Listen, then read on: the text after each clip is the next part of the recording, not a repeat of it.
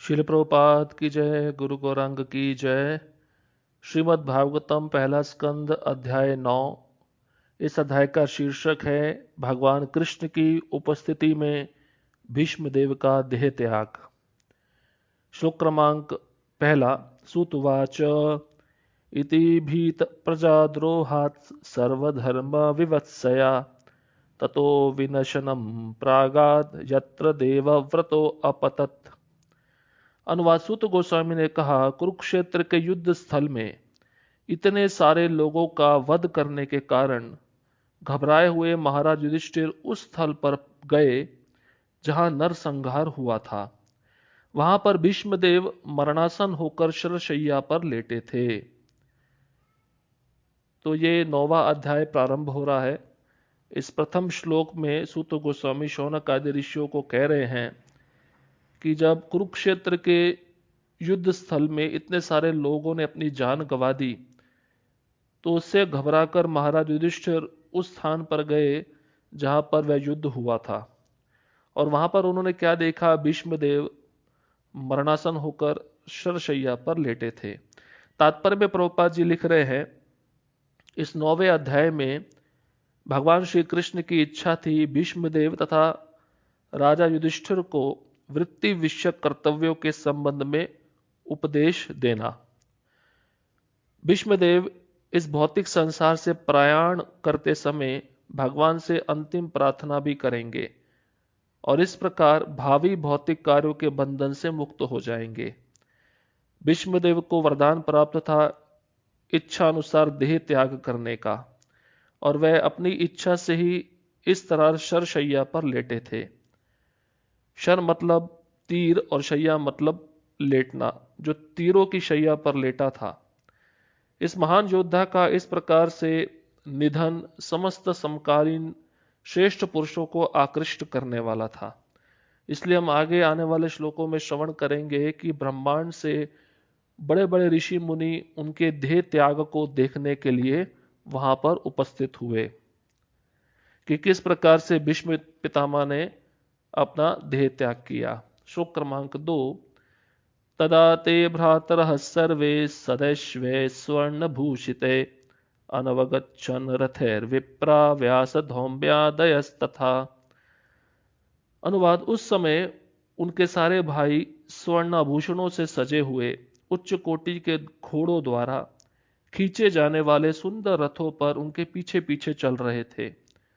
उनके साथ व्यासदेव तथा धौम्य जैसे ऋषि, पांडवों के विद्वान पुरोहित तथा अन्य लोग थे। तो महाराज युधिष्ठिर के साथ उनके जो छोटे भाई हैं सभी स्वर्ण आभूषणों से सज्जित थे और उच्च कोटि के घोड़ों के द्वारा खींचे जाने वाले रथ पे आसीन थे, और वह महाराज युधिष्ठिर के पीछे पीछे चल रहे थे। और महाराज युधिष्ठिर के साथ व्यासदेव, धौम्य ऋषि जो उनके पुरोहित थे, और साथ ही साथ अन्य लोग भी उपस्थित थे। श्लोक क्रमांक 3। भगवान अपि विप्रर्षे रथेन सधनंजया सतैव्य रोचत नृपः कुबेर इव गुह्यके। अनुवाद, हे ब्रह्मर्षि, भगवान श्री कृष्ण भी अर्जुन के साथ रथ पर सवार होकर पीछे पीछे चले आ रहे थे। इस प्रकार राजा युधिष्ठिर अत्यंत राजसी प्रतीत हो रहे थे, मानो कुबेर अपने साथियों गुह्यों को से घिरा हो। तो यहां पर तुलना दे रहे हैं कि युधिष्ठिर महाराज इतने राजसी प्रतीत हो रहे थे क्योंकि राजा बन चुके थे, और ऐसा लग रहा था जब वे अपने भाइयों के साथ, अर्जुन भीम के साथ उस स्थान पर पहुंचे तो ऐसा लग रहा था मानो कुबेर अपने साथियों से घिरा हुआ हो। तो यहां पर महाराज युधिष्ठिर की तुलना कुबेर से की जा रही है। तात्पर्य में प्रभुपाद जी बता रहे, भगवान श्री कृष्ण चाहते थे कि सारे पांडव भीष्म देव के पास पूरे राजसी ठाट बाट से जाएं, जिससे वह अपने अंतिम समय उन्हें देखकर प्रसन्न हो। कुबेर देवताओं में सबसे धनी हैं। यहां पर युधिष्ठिर कुबेर की तरह लग रहे थे क्योंकि श्री कृष्ण के साथ यह जुलूस राजा युधिष्ठिर के राजपद के अनुकूल था। श्लोक क्रमांक 4। दृष्ट्वा निपतितं भूमौ दिवश् अच्युतमिवामरम् प्रणेमुः पांडवा भीष्मं सानुगा सह चक्रिणा। अनुवाद: आकाश से आ गिरे देवता के समान उन्हें भूमि पर लेटे देखकर पांडव सम्राट युधिष्ठिर ने अपने छोटे भाइयों तथा भगवान कृष्ण समेत उन्हें प्रणाम किया। तो इस श्लोक में एक शब्द है चक्रिणा। इसका अर्थ है चक्रधारी भगवान श्री कृष्ण। उनको चक्रिणा कहकर यहाँ पर संबोधित किया गया है। तो जैसे ही महाराज युधिष्ठिर अपने छोटे भाइयों के साथ वहां पहुंचे तो उन सब पांडवों ने मिलकर भीष्मदेव को प्रणाम किया। तात्पर्य में प्रभुपाद जी बताते हैं, भगवान कृष्ण भी महाराज युधिष्ठिर के ममेरे भाई तथा अर्जुन के अंतरंग सखा थे, लेकिन सारा पांडव परिवार कृष्ण को पूर्ण पुरुषोत्तम भगवान के रूप में जानता था। भगवान को यद्यपि अपने परम पद का आभास रहता था तो भी वह मनुष्य की तरह आचरण करते थे, क्योंकि यहां पर वह भीष्मदेव को प्रणाम कर रहे हैं पांडवों के साथ। उनको पता है कि मैं भगवान हूं, फिर भी मनुष्य शरीर में आए हैं तो मनुष्य जैसा ही आचरण कर रहे हैं। इसलिए उन्होंने मरणासन भीष्मदेव को अपने को राजा युधिष्ठिर का छोटा भाई मानकर प्रणाम किया। तो भगवान जब जब आते हैं संसार में तो अपने आचरण से दूसरों को शिक्षा प्रदान करते हैं कि किस प्रकार से अपने बड़ों के साथ व्यवहार करना चाहिए। तो भगवान यहाँ पर भीष्मदेव को प्रणाम कर रहे हैं पांडवों के साथ। तो हमें भी जब भी कोई बड़ा व्यक्ति मिलता है, चाहे ज्ञान में बड़ा हो, आयु में बड़ा हो, तो हमें अवश्य उनको सम्मान देना चाहिए, उनको प्रणाम करना चाहिए, उनका आदर करना चाहिए और उनकी सेवा करनी चाहिए। श्लोक क्रमांक 5। तत्र ब्रह्म ऋषयः सर्वे देव ऋषयश्च सत्तमा राजर्षयश्च तत्रासन द्रष्टुम भरत पुंगवम। अनुवाद: राजा भरत के वंशजों में प्रधान भीष्म को देखने के लिए ब्रह्मांड के सारे सत्वगुणी महापुरुष तथा देवऋषि, ब्रह्म ऋषि तथा राजऋषि वहां पर एकत्र हुए। तो इससे सिद्ध होता है कि भीष्मदेव इतने महान व्यक्ति थे, 12 महाजनों में से एक थे, कि उनके देह त्याग को देखने के लिए बड़े बड़े महापुरुष, देवऋषि जो देवताओं में ऋषि कहलाते, ब्रह्म ऋषि जो ब्राह्मणों में ऋषि कहलाते हैं, और जो राजऋषि जो राजाओं में ऋषि कहलाते हैं, वहां पर सब एकत्र हो गए ये देखने के लिए कि भीष्मदेव कैसे देह त्याग करेंगे, कैसे भगवत धाम वापस जाएंगे। तो प्रभुपाद जी तात्पर्य में लिखते हैं, ऋषि वे हैं जिन्होंने आध्यात्मिक उपलब्धि द्वारा पूर्णता प्राप्त की है। ऐसी आध्यात्मिक उपलब्धि कोई भी अर्जित कर सकता है, चाहे वह राजा हो या साधु हो। भीष्मदेव स्वयं ब्रह्म ऋषि थे और राजा भरत के वंशजों में प्रमुख थे। सारे ऋषि सतोगुणी होते हैं। वे सभी महान योद्धा की आसन्न मृत्यु का समाचार सुनकर वहां एकत्र हुए थे। तो स्वाभाविक है, जब अपने समुदाय का, अपने कुल का कोई व्यक्ति देह त्याग करता है तो उस कुल के सारे व्यक्ति वहां एकत्र हो जाते हैं। तो यहाँ पर भीष्मदेव को ब्रह्म ऋषि कहा गया। ब्राह्मणों में भीष्मदेव ऋषि थे, तो उनको देखने के लिए ब्रह्म ऋषि भी आ गए और देवता भी प्रकट हो गए देखने के लिए कि किस प्रकार से भीष्मदेव अपने देह का त्याग करेंगे। श्लोक क्रमांक 6 और 7। पर्वतो नारदो धौम्यो भगवान बादरायण बृहदश्वो भरद्वाज सशिष्यो रेणुकासुता वसिष्ठा इंद्र प्रमदस्त्रितो घृत संवदो असितः कक्षिवान गौतमो अत्रिश्च कौशिको अथ सुदर्शन। तो इन 2 श्लोकों में बताया गया है कि कौन कौन से ऋषि वहां उपस्थित हुए थे।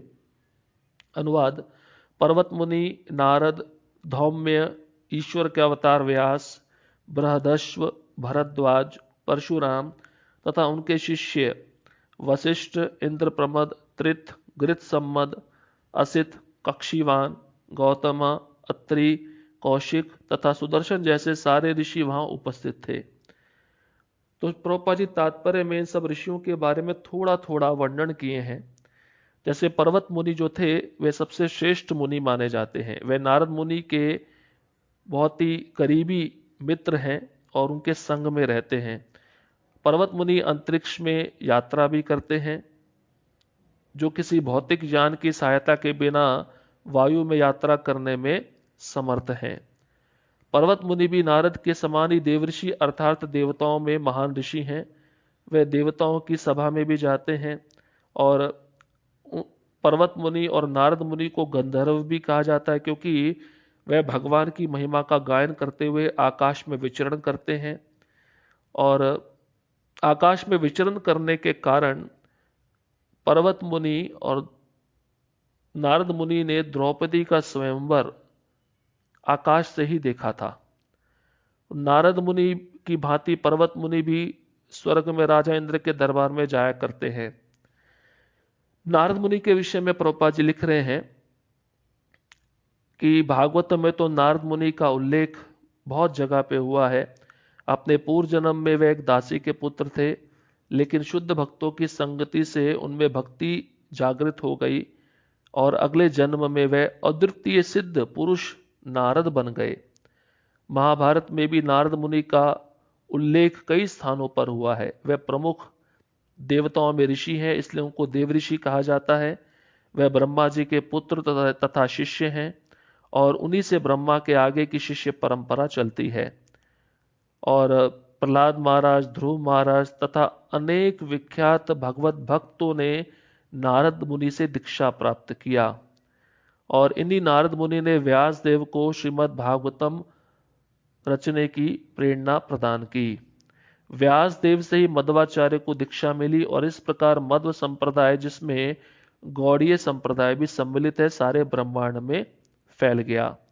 धौम्य ऋषि के विषय में कहते हैं ये एक महान ऋषि थे जिन्होंने उत्कोचक तीर्थ में कठिन तपस्या की।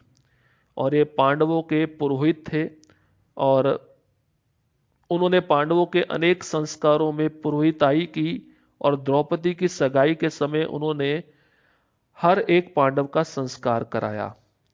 वह पांडवों के वनवास के समय भी उपस्थित थे। जब पांडवगण काम्य वन में रहते थे, वहां पे भी धौम्य ऋषि पांडवों के साथ रहते थे और जब भी उन्हें कोई कठिनाई होती तो वह उन्हें परामर्श दिया करते थे। इस प्रकार से धौम्य ऋषि का वर्णन यहाँ पे हुआ है। उसके बाद में बादरायणा जो व्यासदेव हैं, इनको कृष्ण द्वैपायन सत्यवती सुत, पराशर्य, पराशरात्मज, बादरायण, वेदव्यास आदि नामों से जाना जाता है। वे महान सेनापति पितामह भीष्मदेव के पिता महाराज शंतनु से उनकी माता सत्यवती की सगाई होने के पूर्व ही उनके गर्भ से महामुनि पराशर के पुत्र रूप में उत्पन्न हुए थे। व्यासदेव नारायण के शक्तावेश अवतार हैं और वे सारे विश्व में वैदिक ज्ञान का प्रसार करते हैं। इसलिए जब किसी वैदिक ग्रंथ का विशेष रूप से पुराणों का पारायण करना होता है तब व्यासदेव को नमस्कार किया जाता है। और शुकदेव गोस्वामी इन्हीं के पुत्र हैं और वेदों की विभिन्न शाखाओं के लिए नियुक्त वैशंपायन जैसे ऋषि उनके शिष्य थे।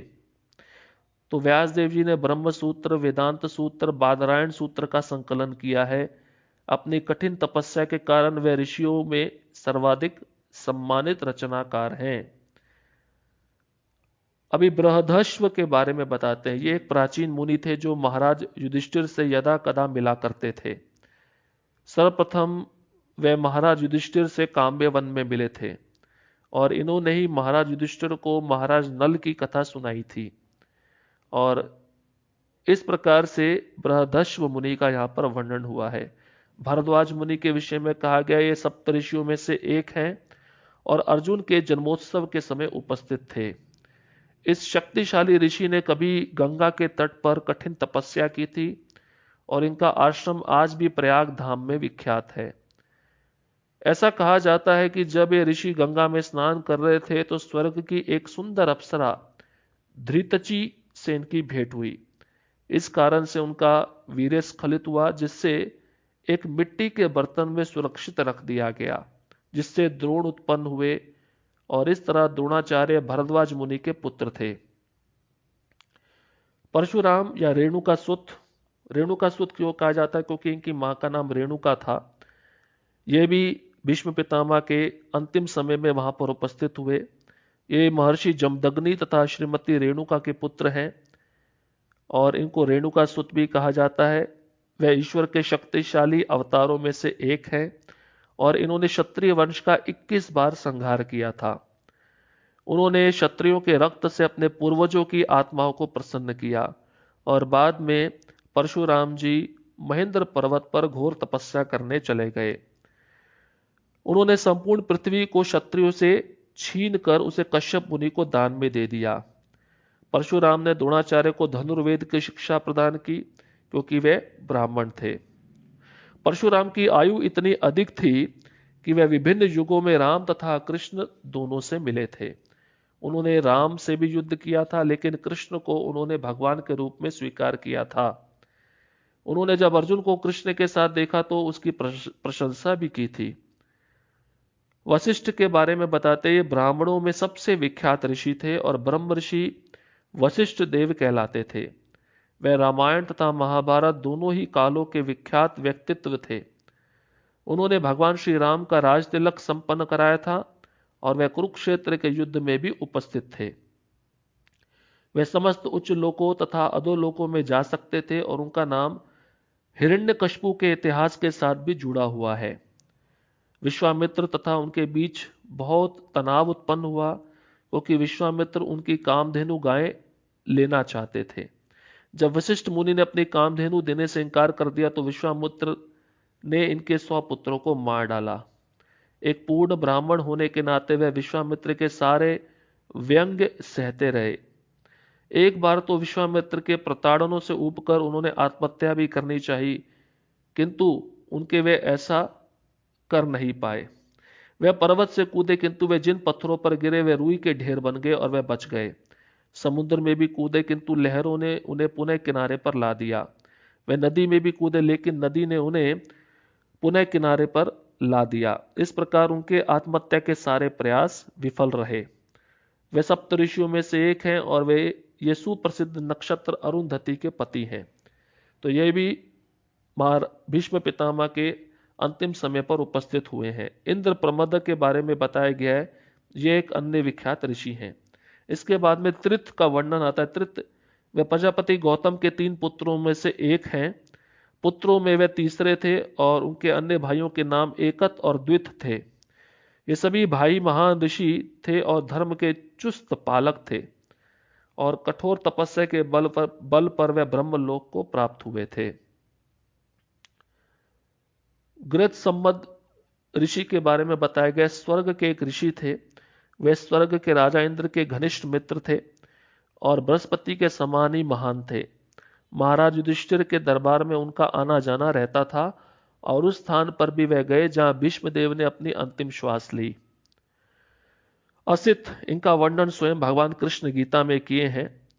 इसी नाम का एक राजा भी हुआ, लेकिन जहां पर असित का नाम असित देवल ऋषि के लिए प्रयुक्त है, जो अपने समय के शक्ति संपन्न ऋषि थे। उन्होंने महाभारत के 15 लाख श्लोकों की व्याख्या अपने पिता को सुनाई। वह जन्मेजय के नाग यज्ञ में सम्मिलित हुए थे। वह अन्य महर्षियों के साथ महाराज युधिष्ठिर के राज्याभिषेक में भी उपस्थित थे। कक्षीवान गौतम मुनि के पुत्रों में से एक तथा महर्षि चंद कौशिक के पिता थे। वे महाराज युधिष्ठिर की संसद के सदस्य थे। और अत्रि ऋषि के बारे में बताते हैं, अत्रि मुनि महान ब्राह्मण ऋषि थे और ब्रह्मा जी के मानस पुत्र थे। ब्रह्मा जी के मन से उत्पन्न हुए थे। ब्रह्मा जी इतने शक्तिमान है कि चिंतन मात्र से पुत्र उत्पन्न कर सकते हैं। ये पुत्र मानस पुत्र कहलाते हैं। अत्रि ब्रह्मा जी के 7 मानस पुत्रों तथा 7 ब्रह्म ऋषियों में से एक थे। उन्हीं के परिवार में महान प्रचेता गण भी उत्पन्न हुए थे। अत्रि मुनि के 2 क्षत्रिय पुत्र थे और दोनों ही राजा बने। कौशिक ऋषि के बारे में बताते हैं, महाराज युधिष्ठिर के राज दरबार के स्थायी ऋषि सदस्य थे। वे कभी कभी भगवान कृष्ण से भी मिलते रहते थे। इसी नाम के अनेक अन्य ऋषि हुए हैं। और अंत में सुदर्शन ऋषि के बारे में कहते हैं, ये सर्वाधिक शक्तिशाली अस्त्र है। यहां तक कि ब्रह्मास्त्र या अन्य विध्वंसक अस्त्रों से भी यह श्रेष्ठ है। और इस चक्र को भगवान कृष्ण ने अपने अस्त्र के रूप में स्वीकार किया है। किन्हीं किन्हीं वैदिक ग्रंथों में कहा गया है कि अग्निदेव ने यह अस्त्र श्री कृष्ण को प्रदान किया था, लेकिन सच्चाई तो यह है कि भगवान इस अस्त्र को निरंतर धारण किए रहते हैं। अग्निदेव ने यह अस्त्र श्री कृष्ण को उसी प्रकार अर्पित किया जिस प्रकार महाराज रुक्म ने अपने पुत्री रुक्मिणी प्रदान की थी। भगवान अपने भक्तों की ऐसी भेंटें स्वीकार करते रहते हैं और महाभारत के आदि पर्व में सुदर्शन अस्त्र का विस्तृत वर्णन मिलता है। तो अंत में सुदर्शन है, ये भगवान के प्रत्यक्ष अस्त्र है। ये भी भीष्म पितामह के देह त्याग के समय वहां उपस्थित हुए। तो हम समझ सकते हैं कि भीष्म पितामह कितने बड़े महान भक्त हैं भगवान के, जो अपना अंतिम श्वास लेने जा रहे हैं तो वहां पर इतने सारे देवऋषि और राजऋषि और ब्रह्म ऋषि वहां पर उनको देखने के लिए उपस्थित हुए हैं कि वह किस प्रकार से अपनी देह का त्याग करेंगे। हरे कृष्णा कृष्ण कृष्ण हरे हरे, हरे राम राम राम हरे हरे। शिल प्रभुपाद की जय, गुरु गौरांग की जय।